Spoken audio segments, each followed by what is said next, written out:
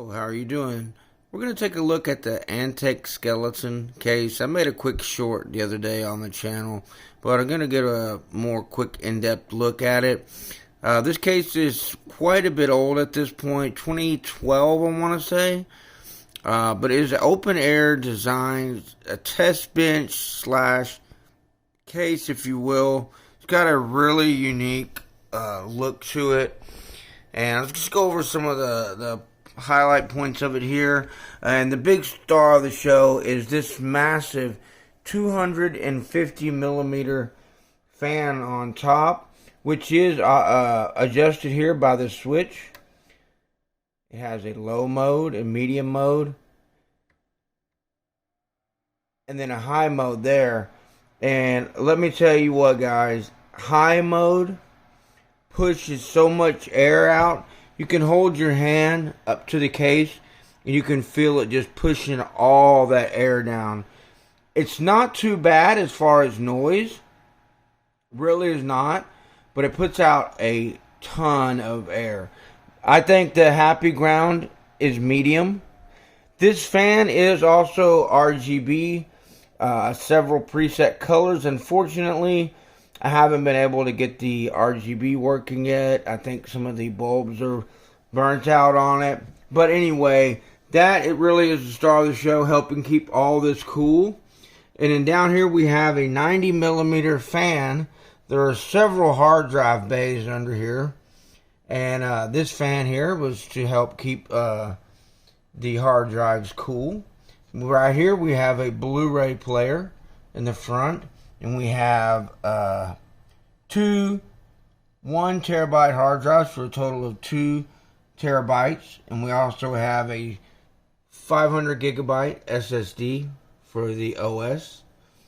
Currently, the system specs are a Ryzen 1800X and 16 gigabytes of DDR4 3200. And it does have a 3 gigabyte 1060 in it currently.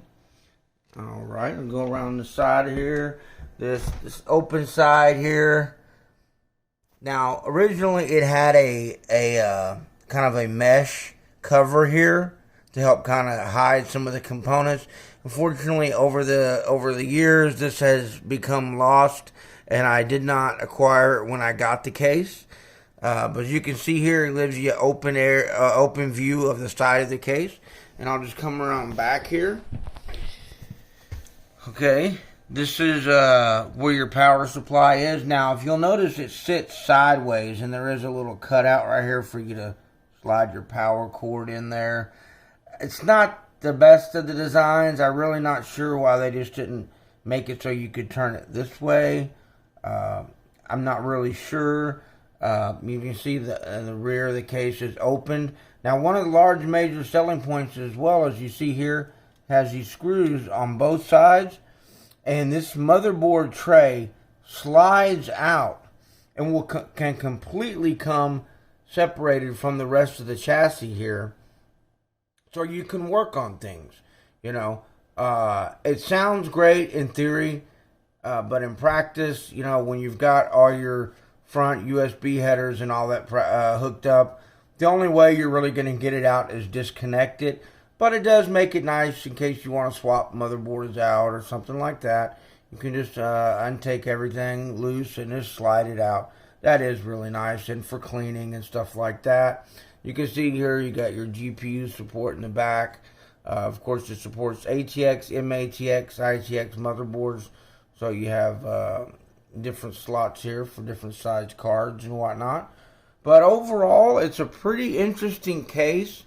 Not going to say it was the easiest to build in, honestly. After I got the motherboard installed and all that, working down here with the hard drives and all that, made it a little bit more challenging. Of course, you have stuff like FireWire, which, you know, no modern motherboard is going to support. So you have that cable you have to deal with and stuff. Overall, it's a neat case. I picked it up for 20 bucks off the guy local. And I mean, I thought, heck, I'm getting a Blu-ray player and, you know, who knows what I'll do with this thing. But anyway, I just thought I'd highlight it on the channel. It is pretty neat. And yeah, so thanks for stopping by and checking out the Antec skeleton.